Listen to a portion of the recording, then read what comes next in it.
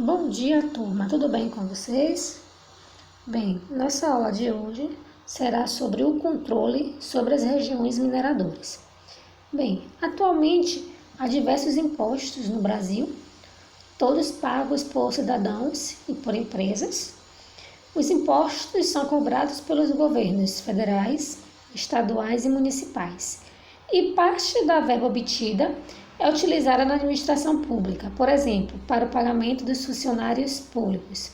O outro montante é investido em obras de infraestrutura, como rodovias, pontes, portos, aeroportos, entre outras, além de ser empregado em serviços essenciais para a população, como serviços de atendimento hospitalar, educação, segurança, saneamento básico.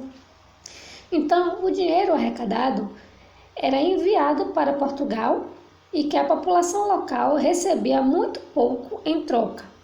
A renda obtida era usada pelos portugueses em construções e melhoria das cidades no país de origem deles, no comércio com outros países e nas despesas da corte. Por conta das dificuldades financeiras, muitos mineradores escondiam o ouro que encontravam para não ter de pagar o quinto. Já eu vou explicar o que é o quinto. Por isso, as autoridades portuguesas exerciam um controle rígido sobre a atividade mineradora. Então, os altos impostos cobrados por Portugal levaram os colonos a se revoltar contra a situação que estavam, e foi a partir disso que ocorreu movimentos como a Conjuração Mineira.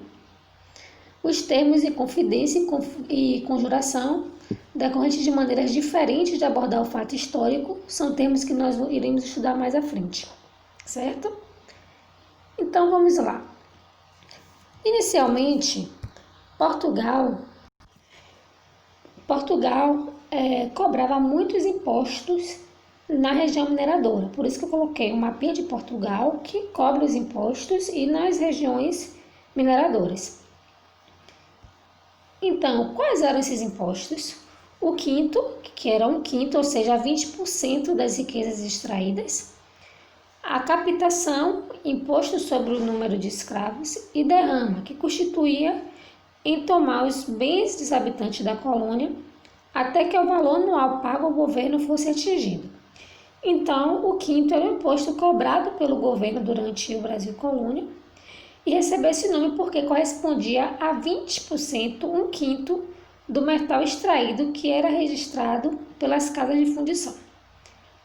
A captação também era mais um imposto, mas esse não era relacionado diretamente com a mineração. Era um imposto cobrado por cada cabeça de escravos pertencentes ao senhor. E tanto o quinto quanto a derrame e a captação foram os impostos da economia mineradora durante o Brasil colônia. Bem, e as casas de fundição? Local onde o ouro era derretido, pesado e transformado em barra. Eram casas onde o ouro e a prata eram extraídos no Brasil, no período colônia. Essas casas de fundição eram os mais antigos órgãos encarregados de arrecadação dos tributos sobre a mineração, pois dessa forma o controle do ouro e da prata ficava mais fácil. Inconfidência mineira. Em 1789, um grupo de pessoas insatisfeitas com os altos impostos reuniu-se para organizar uma revolta contra a derrama e proclamar a independência da região.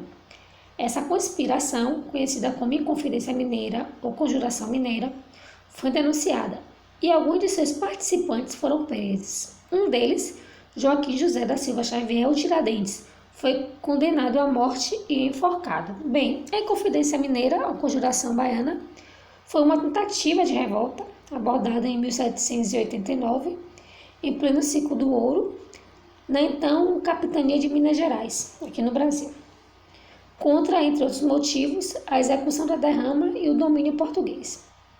Foi um dos mais importantes movimentos sociais da história do Brasil e significou a luta do povo brasileiro pela liberdade contra a opressão do governo português no período colonial. E aí agora nós vamos falar um pouquinho sobre religião e arte, o Barroco Mineiro. O Barroco Mineiro tem como principais características temas religiosos, a riqueza de detalhes, o uso da cor dourada e a expressão dramática nas imagens de santos e de anjos. Bem, o barroco é um estilo artístico que estava em voga na Europa, mas que na América colonial adquiriu características próprias, principalmente em relação aos materiais utilizados. É um estilo marcado pela grandiosidade de riquezas e de detalhes. E aí nós vamos ver agora algumas dos principais artistas da época. Nós temos aqui uma imagem, uma fachada da igreja de São Francisco de Assis, em Ouro Preto, Minas Gerais.